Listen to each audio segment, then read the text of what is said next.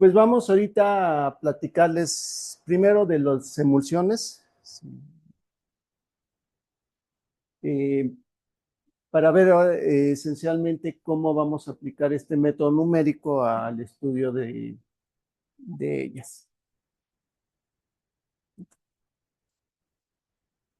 Ok, bueno, tenemos que ahorita, estamos hablando ahorita esencialmente de sistemas bifásicos, donde tenemos, si se dan cuenta, ahí varios ejemplos de algunos de estos sistemas, donde tenemos ahorita gotas, las, principalmente las primeras tres imágenes, o podemos tener incluso células, en este caso es sangre, que están suspendidas en otro fluido. Las emulsiones o los sistemas bifásicos pueden ser muy variados. Nosotros vamos a trabajar con la parte de emulsiones principalmente. Y bueno, pues son partículas y mesoscópicas en el sentido de que no necesariamente son muy pequeñas las que vamos a trabajar, suspendidas en una fase fluida que es continua. Esta, y bueno, esta configuración les proporciona una estructura dinámica, lo que hace o lo que nos da el nombre de fluidos complejos o materia blanda. Ahí, dependiendo de la escuela, escogen uno o el otro nombre. ¿A qué nos referimos con ello? La materia blanda esencialmente se refiere a aquellos sistemas en donde nosotros tenemos y la estructura o microestructura o mesoestructura del sistema puede cambiar por efectos del flujo. Y estos cambios que se van a dar con el flujo y van a cambiar sus propiedades macroscópicas. En este caso, eso es la reología, la medición de esas propiedades macroscópicas de estos sistemas tipo fluido, que son los que vamos a manejar y esencialmente ahorita nosotros. Bueno, esto de la materia blanda, bueno, pues es un de los tópicos que interesan por la complejidad que tiene su estudio. Entonces nosotros ahorita pues vamos a ir viendo algunos de lo que es, de las cosas que suceden cuando este tipo de sistemas se someten a flujo. Ahorita en las ilustraciones van a ver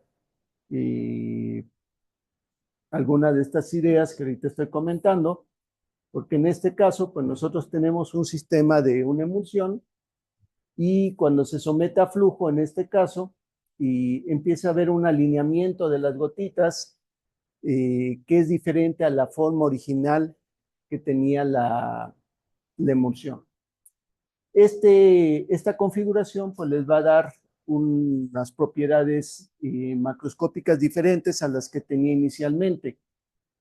De este lado, nosotros tenemos un diagrama y también muy interesante en donde nosotros podemos cambiar el tipo de emulsión si cambiamos la temperatura y metemos un surfactante. En este caso es un ejemplo de una emulsión de agua en aceite o de aceite en agua, en donde se observa que por cambiar la temperatura podemos tener una inversión de fases. Algo que pues, se utiliza también en aplicaciones, esencialmente una de las aplicaciones donde me interesa la inversión de fases es la producción o fabricación de mantequilla, en donde nosotros tenemos que esencialmente se han invertido las fases de una crema, digámoslo así, a la mantequilla, que es esencialmente ese tipo de procesos y se debe a flujo en este caso. También el flujo puede generar ese tipo de cambios. Entonces, bueno, y nos interesan estas propiedades de la dinámica que se tiene con los flujos sobre las gotitas que tenemos en este sistema.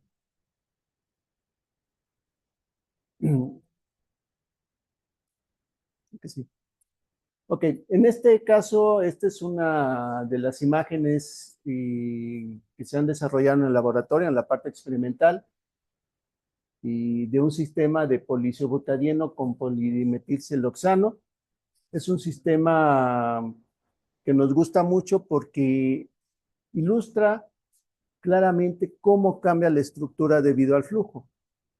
La emulsión original, pues estaban viendo, son gotitas circulares. Cuando está en equilibrio, cuando no está en flujo, pues las gotitas no se ven deformadas, pero el flujo empieza a deformarlas y genera patrones que son muy...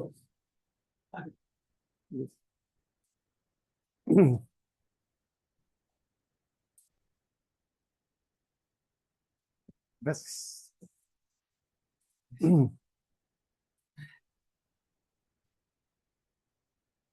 Genera cierto tipo de patrones en la configuración de las gotitas. En este caso, y no nada más se deforman, sino que también empieza a haber un alineamiento y puede haber efectos de coalescencia, de que las gotitas se van pegando y esencialmente forma estructuras tipo gusano, que pues, así se le llama, y las cuales pues evidentemente van a generar propiedades macroscópicas, reología muy diferente a la que se tenía originalmente. Estos, estos cambios evidentemente no son instantáneos, requiere que pase cierto tiempo para que se lleven a cabo, lo que genera otro tipo de propiedades también que como se conocen como tixotropía o reopexia, dependiendo de cómo cambie la viscosidad del sistema. Y esto es algo que, digamos, muy interesante para los que nos gusta esta parte de la relación entre la estructura y las propiedades macroscópicas. Los videos. Entonces ahorita vamos a ver unos videos que tienen que ver con esto en la parte experimental. Y nada más rapidito, nada más platico lo que se tiene.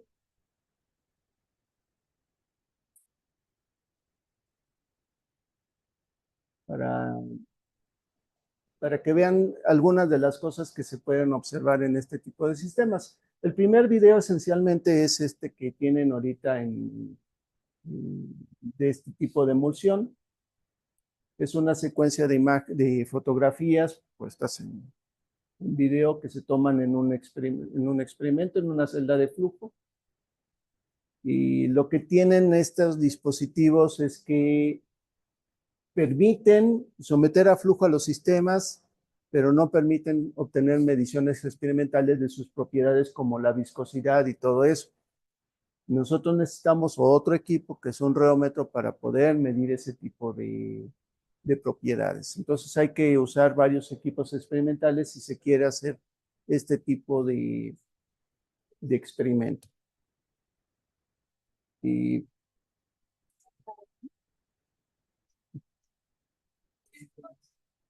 sí, dime.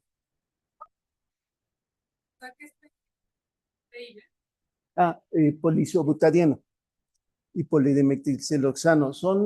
El poliisobutadieno es un aceite base carbono, el polidimetilsiloxano base silicón, no son miscibles, lo cual permite pues que tengamos la formación de gotitas y se escoge, es una mezcla muy trabajada porque ópticamente es transparente las dos y entonces permite tener una visualización muy bonita de este tipo de sistemas. Se ve verde porque tiene un filtro verde que hizo que se vea más llamativo. La idea de poner filtros es poder resaltar los contornos, entonces esa fue la idea de estos dos sistemas, pero se pueden tener muchas combinaciones de sistemas no miscibles. Entonces, ahorita la idea es de que pueden ver en esta secuencia de un flujo a cierta velocidad de formación, cierta rapidez de corte, pues cómo va cambiando la estructura y eventualmente se van formando estas gotitas más largas. Ahorita el video es relativamente corto, pero pueden ver cómo con el tiempo va cambiando la estructura.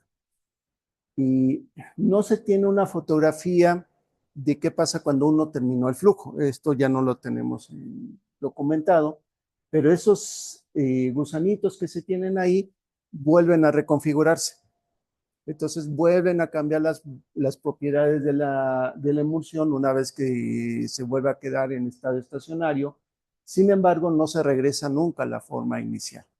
Entonces, esta es una especie de tixotropía no reversible en este caso, porque nosotros no podemos regresar a la condición inicial que se tenía. Entonces, bueno,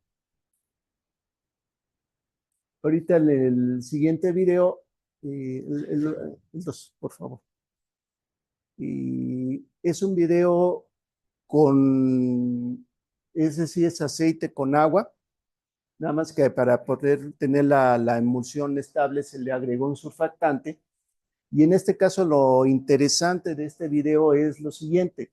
Ustedes pueden ver, es la misma celda, nada más que hubo una segregación en la cual una parte de la emulsión se ha quedado estancada y otra está aparentemente, bueno, se está moviendo, pero de este lado, no se, a lo mejor por el movimiento no se nota mucho, se mueve de forma como cuerpo rígido, nada más la interfase es la que se está deformando de una de ellas. Entonces, los sistemas en donde la tensión superficial y surfactantes se encuentran presentes puede generar zonas de estancamiento que también vuelven estos sistemas relativamente complejos en ese estudio. Entonces, bueno, pues, ¿qué es lo que nosotros vamos a hacer entonces? Estos son la parte experimental. Entonces, ahorita tenemos que esencialmente, pues son gotitas, son fronteras, son problemas de fronteras libres, donde ahorita la parte azul es una gota así toda chueca, en donde nosotros tenemos que la frontera se puede deformar por causas del flujo. Ese es el problema de fronteras libres, en donde a priori no conocemos la forma de esa frontera. El flujo va a determinar cómo se va cambiando esa frontera, aunado a las propiedades que puede tener la interfase de este sistema. Ahora, esa interfase puede ser una membrana, en el sentido de que podemos usar células. Las células pues tienen una membrana que se puede deformar. Esa membrana puede tener propiedades elásticas o no. En este caso, bueno, la tensión superficial, tienen los sistemas que les he mostrado, pues agregan propiedades de elasticidad a la superficie. Y entonces, bueno, pues tenemos ese sistema y puede haber interacción con otro tipo de fronteras que pueden ser fronteras rígidas, partículas, etcétera, para pues, tener sistemas todavía más ricos en ese sentido, más complejos que se pueden estudiar. Entonces, son consideraciones de flujo multifásico ahorita. ¿Y qué problemas tenemos cuando analizamos matemáticamente los problemas de frontera libre? Tenemos esencialmente que tenemos gradientes fuertes en las fronteras, tenemos que puede haber curvaturas pequeñas a pequeñas escalas. Esencialmente, cuando una gotita se rompe, se va estrechando una parte de la frontera, generando estas curvaturas muy altas y a pequeña escala. Ahorita vemos un poquito de eso. Y bueno, el acoplamiento del flujo con la frontera libre, pues siempre va a ser presente en los problemas de frontera libre precisamente. Entonces, esa frontera, como hace rato comenté, puede tener propiedades, en este caso tensión superficial o propiedades elásticas. Nosotros podemos agregar el tipo de propiedad que sea conveniente matemáticamente en el modelo, se pueda ir agregando. Y bueno, lo que interesa aquí son las reconfiguraciones topológicas. Si las gotas se rompen, se coalescen y se segregan, eso es algo que podemos nosotros tener en ese sistema y es algo que matemáticamente puede ser un poquito difícil de analizar. Eso es lo que vamos a considerar como reconfiguración topológica. Entonces vamos a tener dos técnicas numéricas para hacer este análisis. Esas dos técnicas se pueden, digamos, poner en dos tipos de técnicas globales: los métodos de captura, en donde necesitamos, por medio de una función, nosotros separamos las dos fases. Existen familias de estos métodos, unos son los level set y otros son los métodos de campo de fase, que son los que vamos a ir trabajando. Son los que se usan para topologías complejas, y existen los métodos de seguimiento del frente, en donde nosotros, bueno, no se ve mucho, pero tenemos una serie de marcadores en donde nosotros los colocamos de alguna manera en la interfase y la vamos siguiendo cuando ocurre el proceso de deformación en este tipo como mallas o partículas de tipo lagrangiano. Tienen ventajas y desventajas ambos métodos. No existe un método que podamos decir que sea el mejor de todos. Pero bueno, en este caso, los métodos de captura, en este caso la familia de los campos de fase, nos van a permitir hacer la parte de la topología complicada. Esencialmente permitir de una forma sencilla que las partículas puedan coalescer, romperse, hacer esa dinámica que vieron ustedes en los videos previos. Eso es lo que nos va a permitir la técnica de campo de fase de una forma, vamos a decirlo así, natural. La técnica lo va a hacer solita. Los métodos de seguimiento del frente, si nosotros queremos hacer rompimiento o coalescencia, tenemos que poner una decisión para cuando estos puntitos se acercan, decirles al método se está pegando o se están rompiendo, dependiendo del caso. Y entonces ese hecho de hacerlo de esa manera hace que sea una forma artificial finalmente de meter la cuestión de rompimiento o coalescencia en este tipo de métodos de seguimiento del frente. Entonces, bueno, vamos a ver ahorita la idea de los métodos de campo de fase. Y bueno, tenemos que se usan para cierto tipo de, digamos, no nada más para emulsiones, se usan para más cosas. Son fenómenos físicos con escala de longitud del mismo orden que el espesor de la interfase. Ahorita defino un poco mejor eso. Fenómenos interfaciales de puntos críticos, también ahorita vemos mejor eso. Y esto es lo que principalmente vamos a manejar, grandes deformaciones y cambios topológicos. Eso es lo que nos va a permitir este método. Entonces vamos a ver ahorita la idea detrás de estos métodos de campo de fase. Como vieron hace ratito, el otro nombre es de interfase difusa. Es decir, si nosotros tenemos físicamente un sistema constituido por un fluido 1, la fase 1, un fluido 2, la fase 2, aquí ilustrado en caricatura, pues partículas de diferente color. Cuando nosotros los mezclamos, pues no va a haber una separación abrupta entre la fase 1 y la fase 2. Microscópicamente va a haber un cambio gradual entre una y otra para poder pasar de un sistema a otro. Entonces, dependiendo del tipo de sustancias, eso que le vamos a llamar interfase va a tener cierto espesor finito, pero muy pequeño en sistemas reales. Y entonces estos métodos se basan en ese hecho, de poder decir que la fase va cambiando, en este caso, la concentración, vamos a decirlo así, cambia de forma continua de un lado a otro.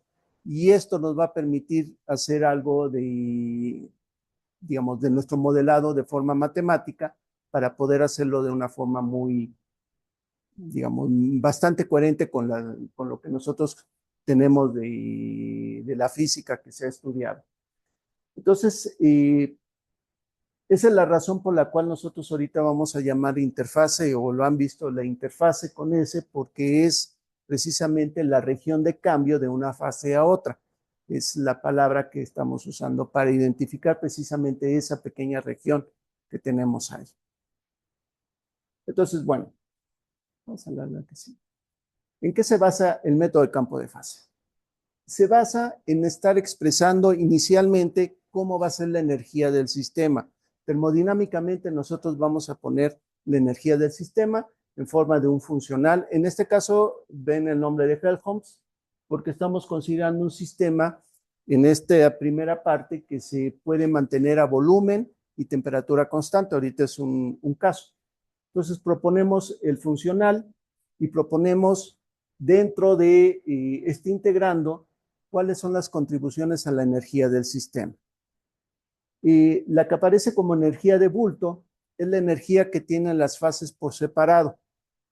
Cuando las fases, la roja y la azul que vieron en la ilustración previa, están separadas, pues la energía es mínima para ellas. De hecho, una partícula ahí, pues tiene energía cero porque ve la misma interacción con todas sus partículas semejantes. Las partículas rojas también las podemos decir que tienen energía cero.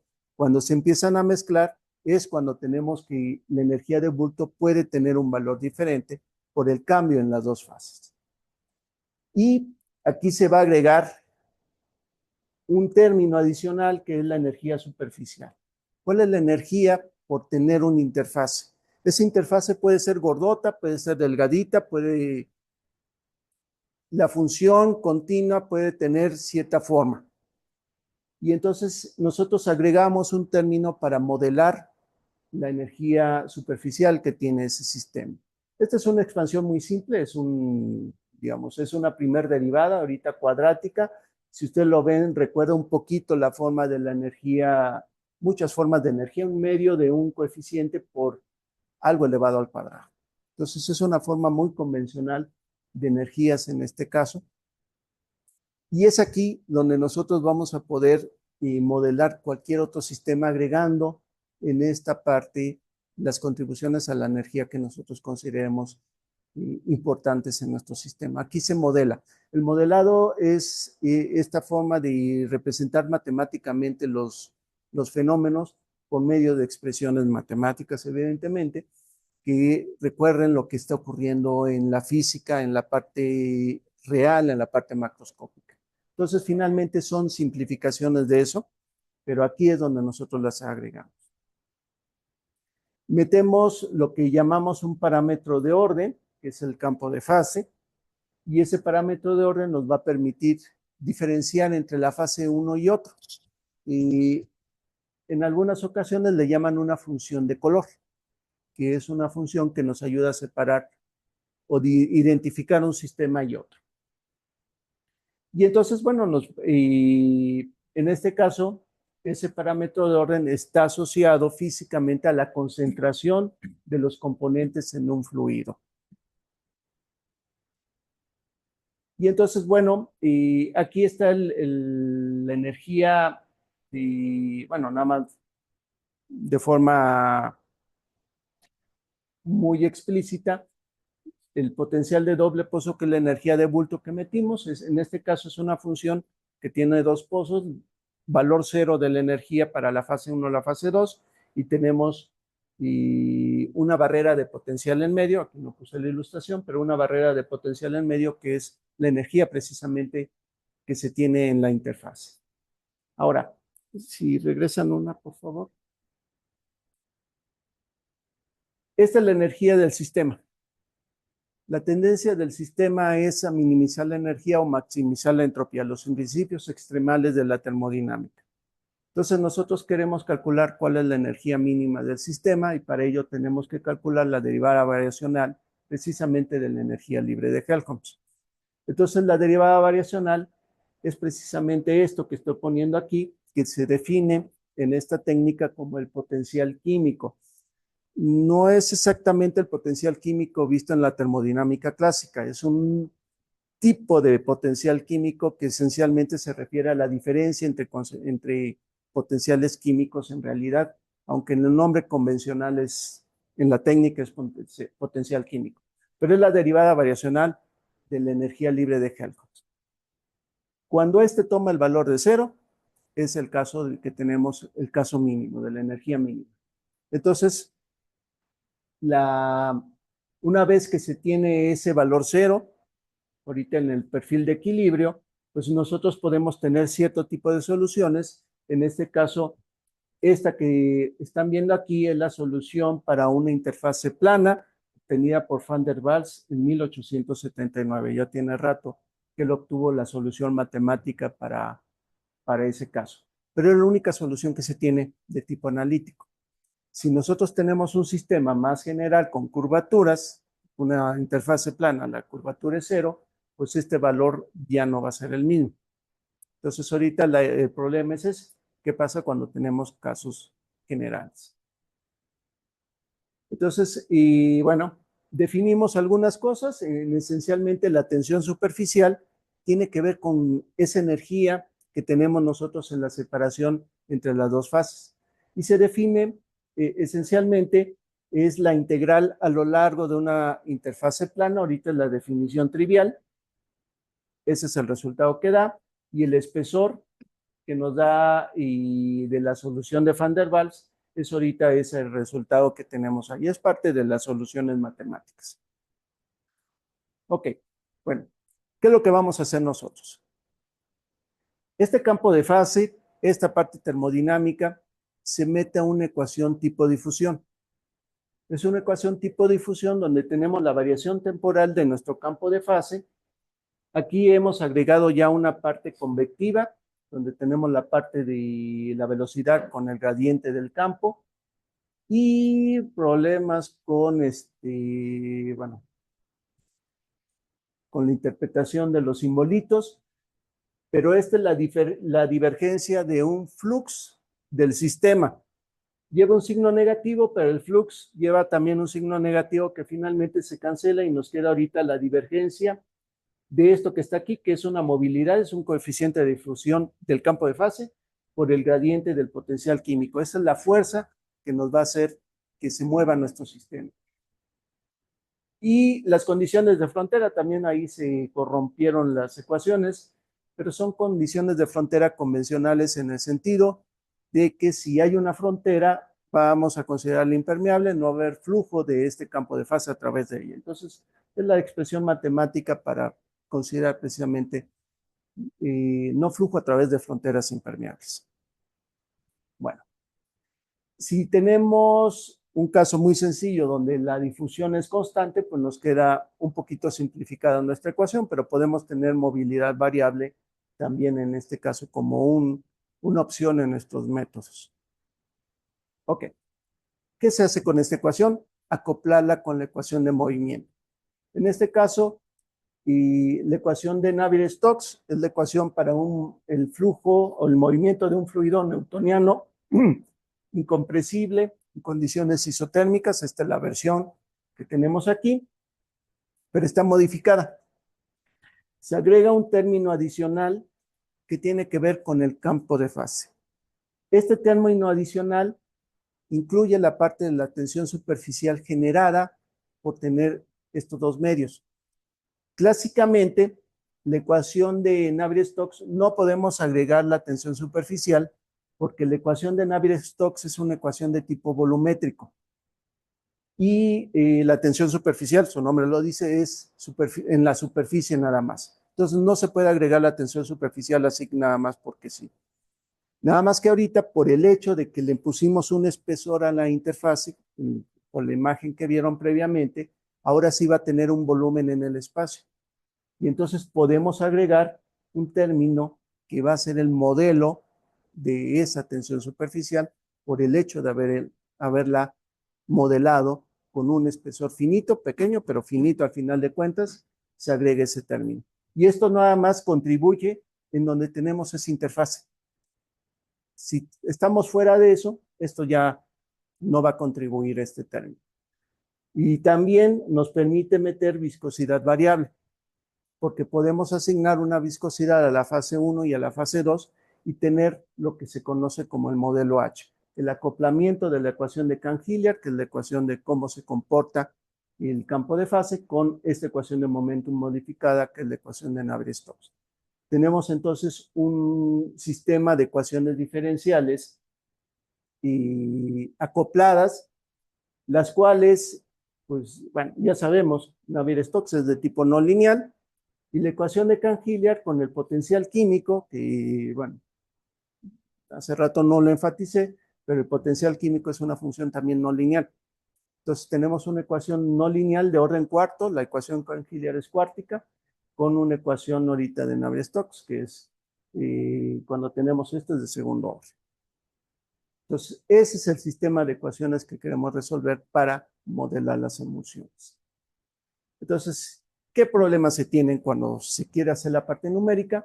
La parte de exactitud es un problema que vamos a tener por la resolución que se debe tener precisamente por el espesor que es muy pequeñito y también la parte temporal porque estos fenómenos de coalescencia o rompimiento pueden ser muy rápidos con respecto a ciertas otras escalas temporales que se pueden tener en el flujo. Entonces, es un problema finalmente que se tiene que ir adecuando lo que uno quiere observar en una simulación. Se tienen problemas de estabilidad porque es una ecuación de cuarto orden, no lineal, más la ecuación de Navier-Stokes, que también no lineal, entonces eso genera cierto tipo de problemitas, tipo numérico. Y bueno, el acoplamiento pues introducen estos tipos de fuentes singulares finalmente. Entonces hay que resolver todo eso. Ya existen, digamos, metodologías para poder abordar este tipo de cosas. No, no quiere decir que todo esté resuelto, sigue habiendo retos, pero ya hay metodologías probadas con las cuales nosotros podemos empezar a tratar de ir resolviendo este tipo de problemas. Entonces, vamos a pasar ahorita a ver algunas simulaciones donde les voy a platicar qué es lo que hemos estado trabajando con este tipo de técnicas. Son varios ejemplos de lo que se puede observar con ellos.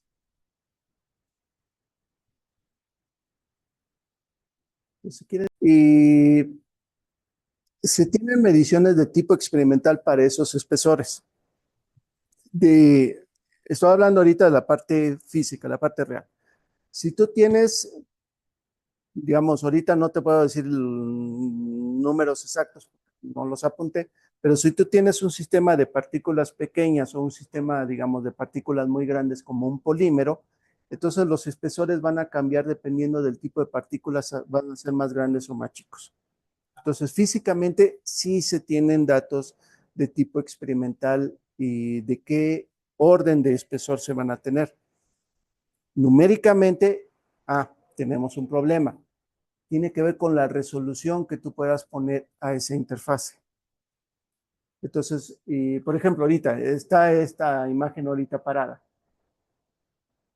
Esta es una imagen en donde simplemente se está graficando la curva de nivel cero, porque así lo, digamos, en el modelo así lo pusimos. La curva de nivel cero es precisamente donde está la parte intermedia de esa separación de la interfaz. Si hubiera puesto más curvas de nivel, yo vería aquí un gradiente de color que dependiendo de la resolución precisamente que yo haya hecho esta simulación, puede ser más grande o más pequeña. Entonces tú tienes que ponerle numéricamente, tienes que asignar cuántos nodos debe tener esa interfase. ¿Por qué? Porque tú quieres calcular derivadas de alto orden en ese pequeño espesor. Entonces, para hacerlo numéricamente requieres cierto número de nodos para poder representar eso. Eso depende de la malla. En este caso, sí depende de la malla. Y entonces existen técnicas para que tú hagas refinamiento de la malla alrededor de la interfaz. Puedes hacer mallas más finas que vayan siguiendo el movimiento de la interfaz. Existen técnicas. Nada más que, bueno, computacionalmente esas técnicas se vuelven muy costosas. Y entonces, si tú quieres explorar un problema como el que les he mostrado de todo lo que se puede tener con la reología de emulsiones, entonces el tiempo que te llevaría resolver un solo sistema sería mucho. Entonces nosotros ahorita hemos sacrificado esa exactitud, digamos, en el espesor de la interfase por algo que sea más rápido para explorar otro tipo de parámetros que en este caso es y meter diferentes valores de la tensión superficial, meter condiciones de flujo variadas que nos interesan más que estar resolviendo la parte numérica más fina. Entonces, ahorita sí, en este caso el espesor de la interfaz es artificial en el sentido numérico. Tú lo vas a poner dependiendo de qué tan fina es tu malla. Y bueno, evidentemente, entre más fina sea la malla, más tiempo de cómputo te lleva. Y cada una de estas es digamos, guardo los datos en una iteración X. Y esos datos, si la malla es muy fina, es un montón de información que tienes. Este es bidimensional, pero en el caso tridimensional podemos tener gigas de información nada más de una sola de estas. Entonces no puedes, tampoco capacidad computacional no tenemos para estar guardando tanta información. Entonces tenemos que sacrificar algo. En este caso, no usamos supercómputo en este caso, estamos usando estaciones de trabajo, no son cualquier computadora, pero no tenemos una capacidad muy grande en ese sentido. Entonces, ahorita en esta simulación es lo que se conoce en este caso como descomposición espinodal. Tenemos una mezcla aleatoria al inicio, dejamos que se separe solita. Lo que ven ustedes es que el proceso que están viendo ustedes es una minimización precisamente de las superficies que tenemos aquí. Eso es lo que hace la ecuación de Cangigliar acoplado, la minimización de esto. Y ahorita, bueno, hay un, digamos, no se nota aquí, pero la ecuación de Navier-Stokes, cuando se están reconfigurando estos, pues genera un flujo que está moviendo cada una de esas fases. Entonces, esta es una simulación muy sencilla. Ahora, acá había una gotita que desapareció. Esto lo permite este método. Nosotros podemos difundir fases en otra. Termodinámicamente eso es válido. Pero físicamente, mucho de lo que se observa, no ocurre ese tipo de cosas. Entonces, a veces este método consideran que está perdiendo masa. En realidad no. Lo que pasa es que esta gotita tiene mucha presión interna y esa presión tan grande empieza a hacer que empiece a difundirse, se empieza a disolver para finalmente absorberla en unas regiones más grandes donde energéticamente es más favorable. Esto es uno de los problemas que se pueden tener con este método. Puede parecer que nos está dando información que no es del todo correcta, pero es la forma que está funcionando. ¿Cómo podemos arreglarlo? Pues metiendo potenciales en la parte termodinámica para tratar de evitar ese tipo de cosas. Entonces, este es el, digamos, sin flujo. Este es el caso con flujo. Entonces, en el caso con flujo, pues ven ustedes cómo se va reconfigurando aquí las cosas. La parte inicial es muy rápida, si se dan cuenta. Ya las gotas grandotas, pues se reconfiguran de tal manera que se parece aquí que se está separando nuestro sistema de una manera peculiar. Esta estructura, esta reconfiguración es precisamente la que le va a dar propiedades reológicas diferentes al sistema de cómo estaba sin condiciones, sin flujo. Entonces, estas son simulaciones sencillas en ese sentido. Esta es una condición artificial, nada más porque aquí quiero que vean lo que sucede cuando nosotros artificialmente ponemos la separación. ¿Vieron cuadritos al inicio? Tenemos una frontera arriba, una frontera abajo, y las otras dos direcciones son periódicas. Entonces, en este caso físicamente es un sistema con una separación muy pequeña. Entonces, cuando empiezan a separarse las fases, empiezan a quedarse pegadas sobre alguna de las fronteras de arriba y finalmente nos van a generar ahorita una estructura tipo cilindro. Eso es ahorita lo que nos dice esta simulación. ¿Qué pasa si se somete a flujo? En este caso, el flujo, bueno, esta es una condición inicialmente aleatoria. Flujo cortante simple. Si puedes pararla por acá, por favor. Flujo cortante simple. Y ahorita nos está generando una estructura de lamelar, capas de fluidos separadas, cuyas propiedades van a ser diferentes al original. El que sigue.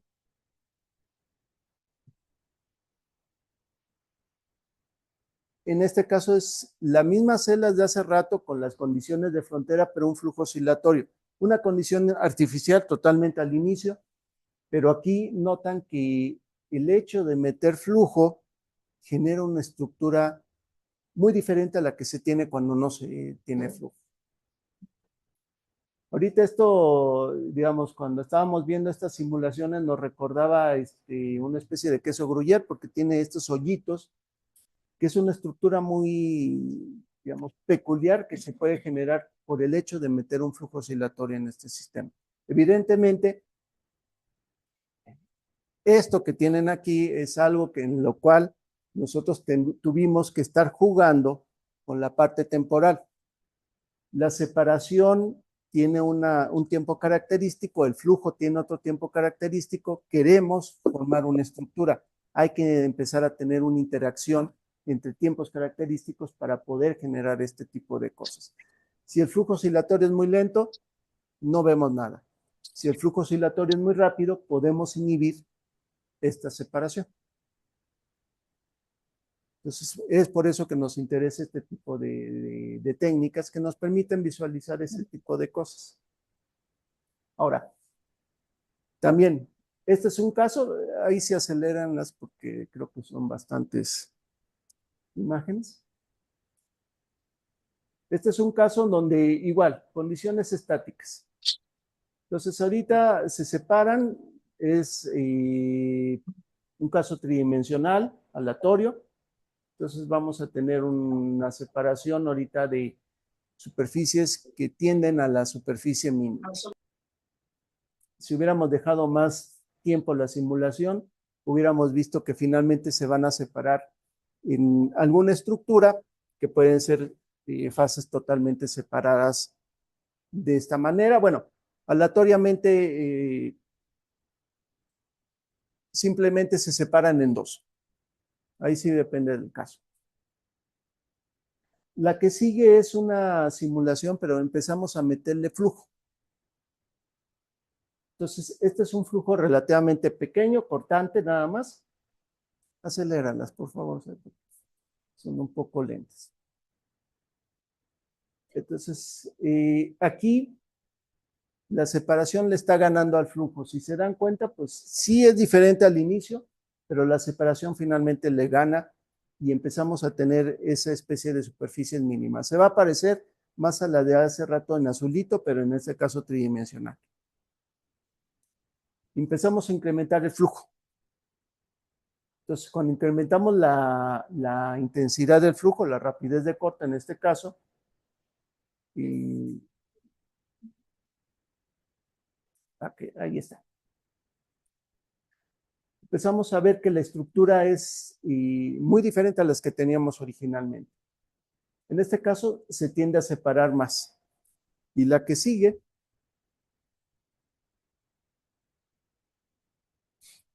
vean lo que ocurrió.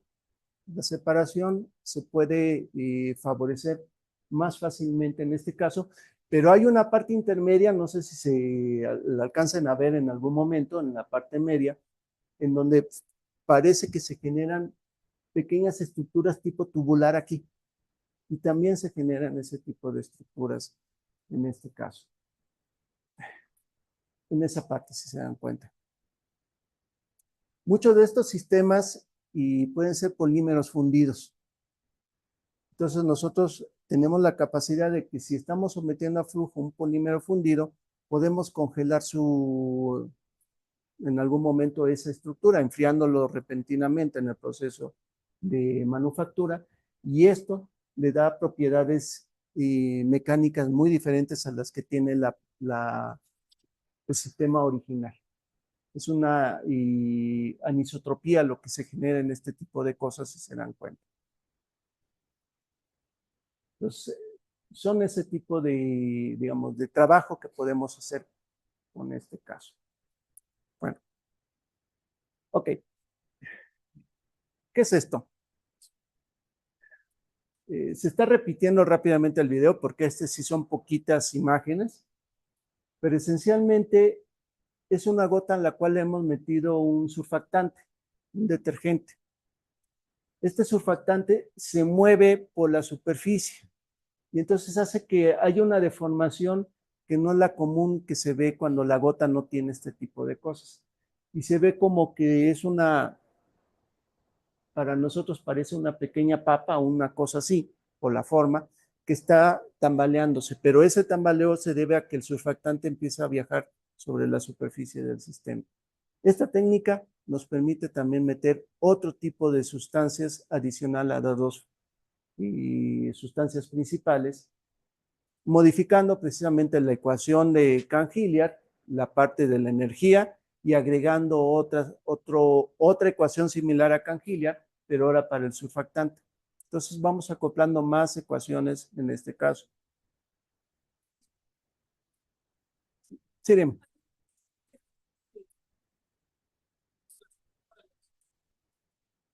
Ah, la que sigue está bien. Esta es lo que tenemos aquí es que ponemos una gotita de detergente, de surfactante. Este se va a difundir, pero la interfase ahorita nada más, ahorita, digamos, esta es una gráfica nada más que muestra nada más la concentración del surfactante. La interfase es una región donde termodinámicamente el surfactante tiene una energía menor. Entonces trata de la trae.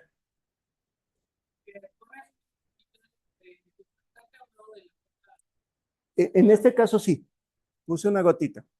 El surfactante se va a difundir, tiene una mayor concentración, se empieza a difundir.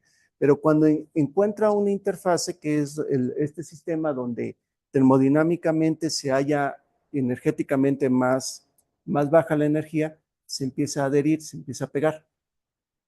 Y entonces, una vez que se pega, también se empieza a distribuir preferentemente a lo largo de la interfase con mucha más facilidad que en los otros medios.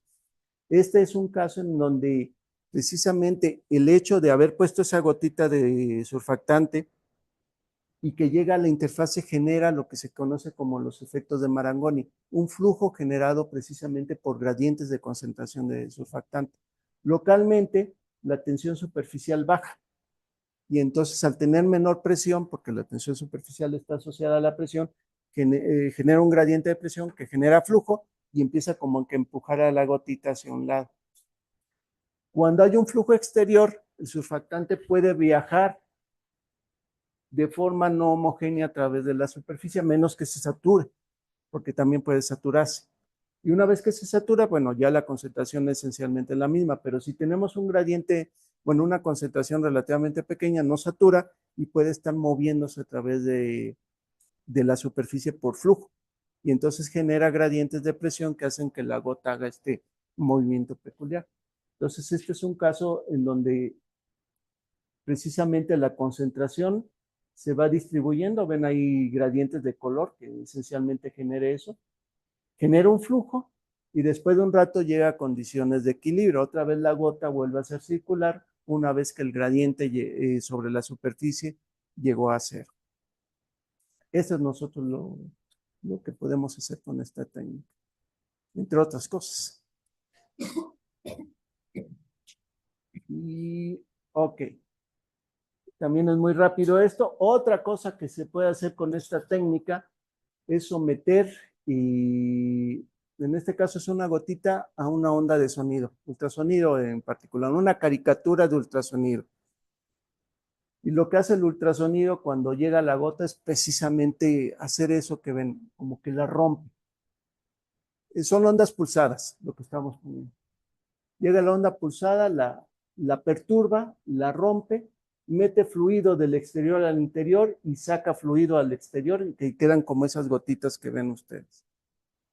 Esta es una simulación que estábamos haciendo porque queríamos también ver el hecho de cómo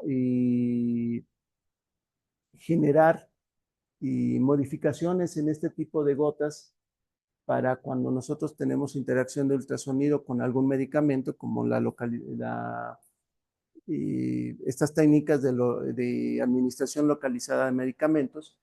Los medicamentos se pueden encapsular en alguno de estos sistemas y por medio del ultrasonido romperlas y liberar el fármaco en una zona muy localizada, evitando o tratando de evitar los efectos secundarios que se pueden tener a veces en ese tipo de aplicaciones. Entonces era lo que también tratábamos de simular en este tipo de cosas y ese efecto de ultrasonido, evidentemente pues ven una secuencia pequeña porque bueno, el tiempo de simulación nos lleva un poco de rato.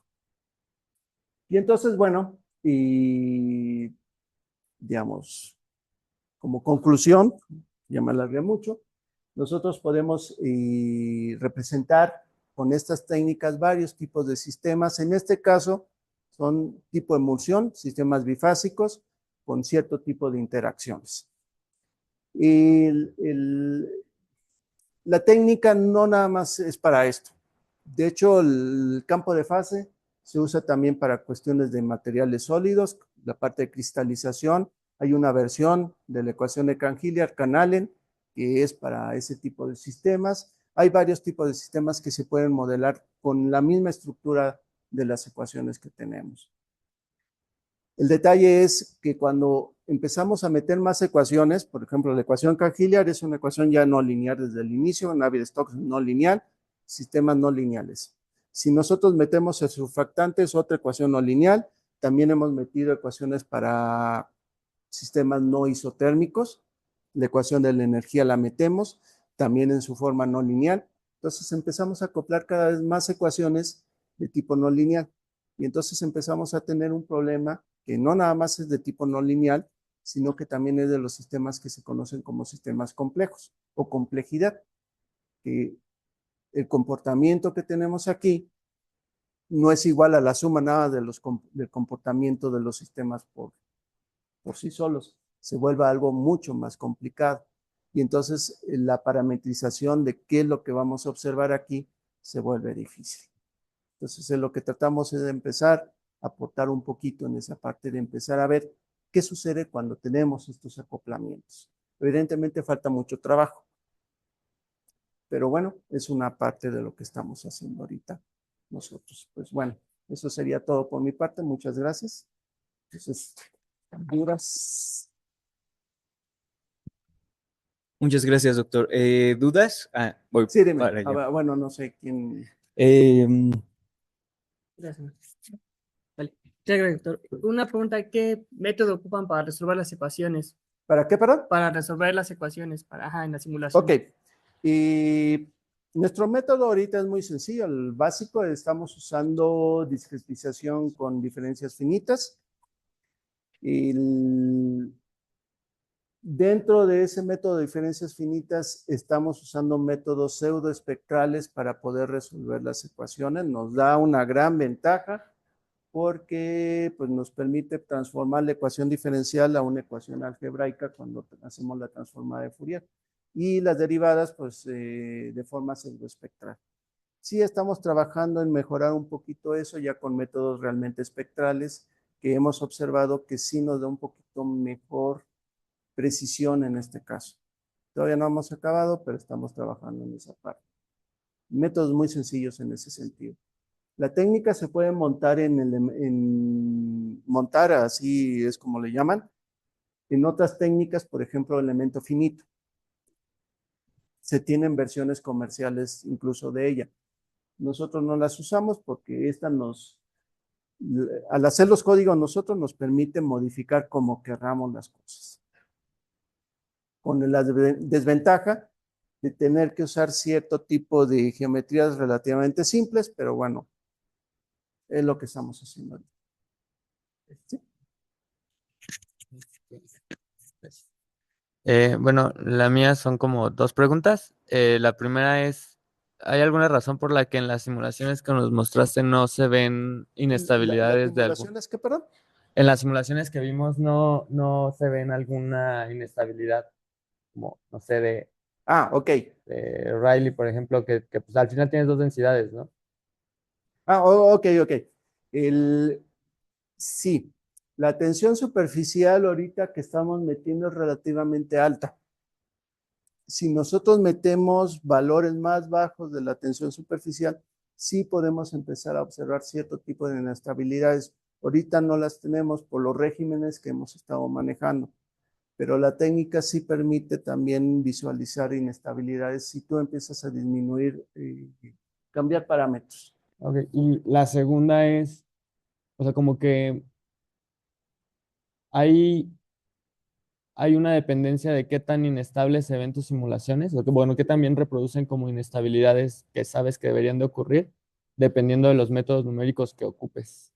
Y específicamente malla fija parece que reproduce muy mal las inestabilidades. Entonces, podría ser que estén sobreestimando el efecto que tiene la tensión superficial sobre la estabilidad de sus simulaciones. Ok. Y bueno, tenemos malla fija, pero el campo de fase te permite, como es un método de captura, no importa dónde esté, la va a seguir. Ok. Este término es el de la tensión superficial. Ahorita es parte de lo que me has estado preguntando en este caso. ¿Qué también resuelves ese? También es qué tan fiel va a ser tu simulación con respecto a un experimento. Hace un momento les comenté que nosotros por cuestiones numéricas, por cuestiones de capacidad de cómputo, tenemos que poner una interfase que es relativamente gorda comparada con el caso real. Entonces, esa interfase grande hace que la tensión superficial también tenga valores que no necesariamente pueden corresponder al caso real, al caso que tienes en un sistema en donde tú puedes ver esas inestabilidades que ahorita estás preguntando. La cuestión es de que esto es un modelo también. Entonces, si nosotros cambiamos el modelo que metemos aquí para la tensión superficial, podemos capturar o representar otro tipo de inestabilidades que con este a lo mejor no se ven, pero es otro modelo. La idea del modelo es poner la representación matemática que más acerca a lo que tú quieres representar. Entonces, una regla básica de todos los métodos numéricos es que nunca vas a obtener algo que no estés considerando en tus ecuaciones. El jueguito es jugar. Ay, perdón. Pero no te escucho bien. Entonces, más bien el jueguito es como jugar con el modelo y eventualmente, no sé, si quieres reproducirlo en un experimento, buscar la emulsión que le pegue a los valores, al parámetro de tu modelo que encontraste. Sí, O la ya. idea es estar precisamente modificando el modelo matemático para que se represente lo que tú tienes, lo que quieres. Y eso es lo que en realidad se tiene que hacer. Los modelos matemáticos de un sistema, dígase ecuación de Navier, la ecuación de un fluido newtoniano, la ecuación de lo que tú quieras, es un modelo matemático que representa un sistema físico con cierto alcance, con ciertos límites finalmente. Entonces nosotros tenemos un modelo que es con ciertos alcances, no podemos representar todo el universo que se pueden tener en los sistemas reales. Entonces, si hay que acotarlo, hay que decir que puede modelar esa representación matemática y si quiere representar otro tipo de sistemas, hay que cambiarlo finalmente por otra representación que sea más conveniente para ese caso. Sí, pero se puede hacer. También a nuestro público en línea, también si tienen preguntas las pueden escribir desde el público. Muchas gracias, muy interesante. Estaba viendo la ecuación de reacción-difusión tiene soluciones parecidas a las que nos enseñaste, sobre todo al principio. Entonces estaba viendo las ecuaciones acá y quería preguntarte si estas se ven un poquito con más términos y más detalle, si las ecuaciones de reacción-difusión se pueden obtener simplificando estas o tienen alguna relación por algún lado. Bueno, y esta es una ecuación, digamos, de tipo difusión y no tiene fuentes. Entonces, si tú hablas una ecuación que tú le quieres agregar una fuente o algún otro término, y lo puedes hacer. Nada más que en este modelo en particular tú quieres que sea un modelo de tipo conservativo. Entonces, por eso no agregamos algo que sea una fuente o un sumidero en tu ecuación. Y existe un montón este se llama modelo H. Okay. La razón del modelo H es que hay un modelo A, un modelo B, un modelo C, no sé cuántos, no recuerdo. Entonces, puede ser que entre todos esos modelos haya uno que tenga ese tipo de estructura de una ecuación de tipo reacción-difusión acoplada con otra ecuación y tiene el nombre de modelo no sé qué. Es una clasificación de Happer-Halberin, algo, no me acuerdo ahorita con precisión los autores, pero tienen varios tipos de este tipo de ecuaciones acopladas y cada uno de ellos representa cierto tipo de sistema físico principalmente. Okay. Entonces se puede hacer también ese tipo de cosas, aunque nosotros por el tipo de cosas que estamos analizando no la empleamos. Claro, muchas gracias.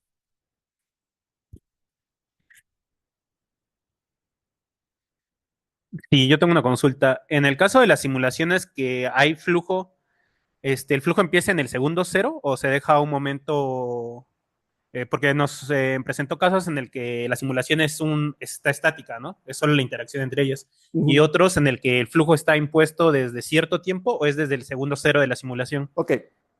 Y sí hemos tenido un poco de cuidado en no tener flujos impulsivos.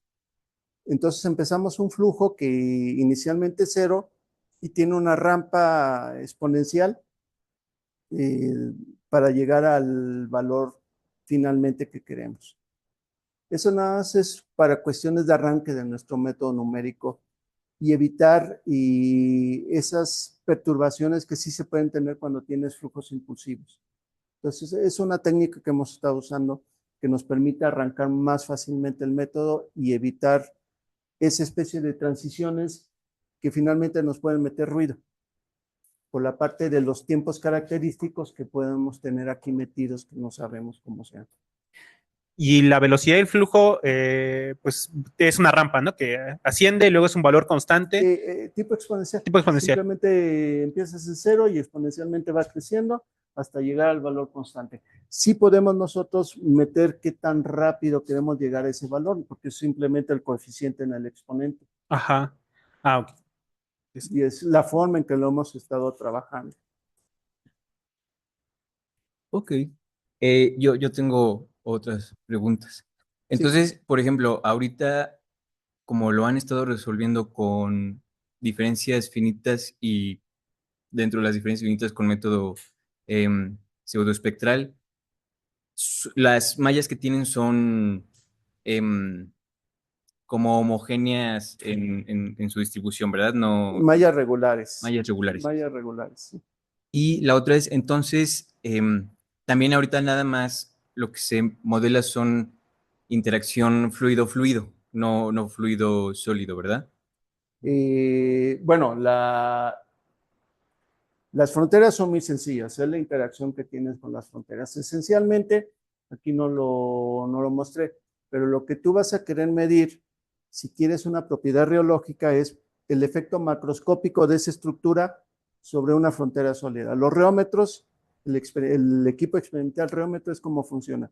Metes un fluido entre dos geometrías, una se mueve, la otra es estática y la otra mide momentos o mide fuerzas normales, lo que sea, y con eso tú obtienes un procesamiento ahí interno, una propiedad, viscosidad aparente, esfuerzos normales, todo eso.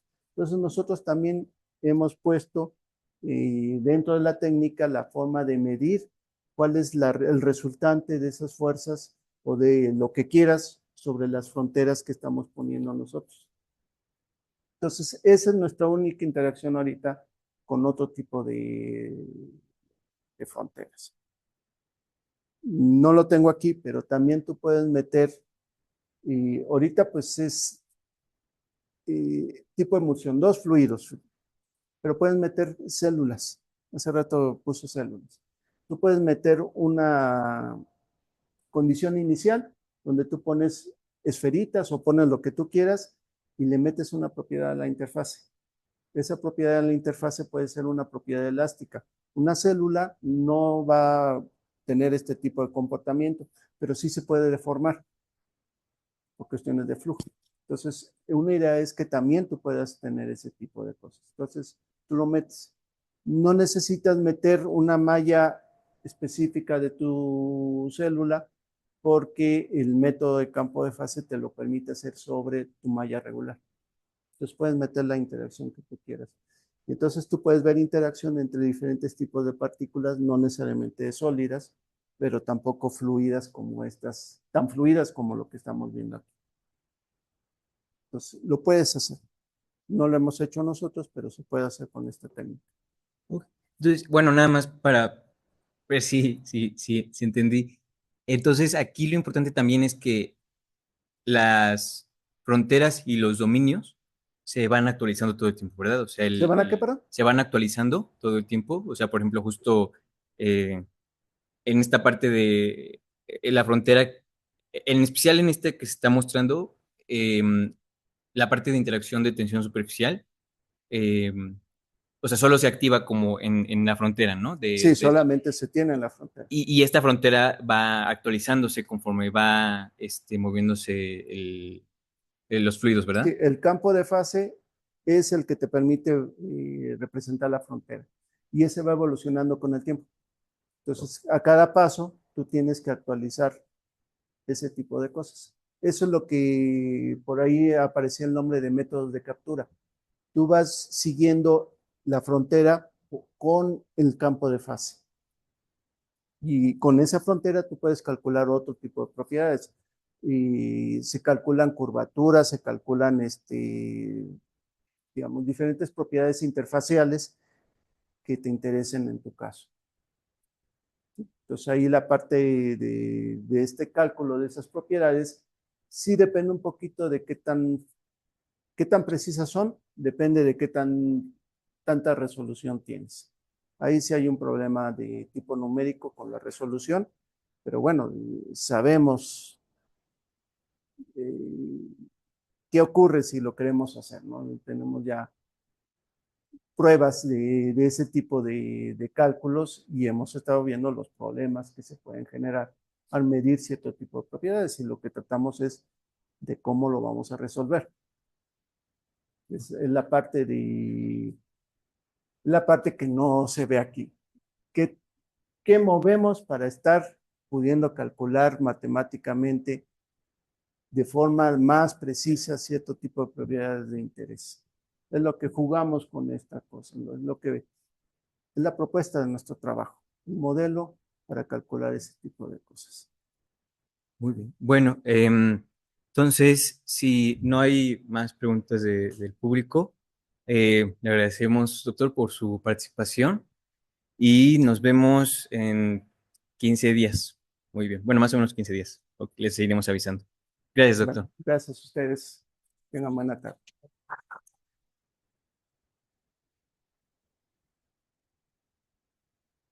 Ay, ¿cómo es?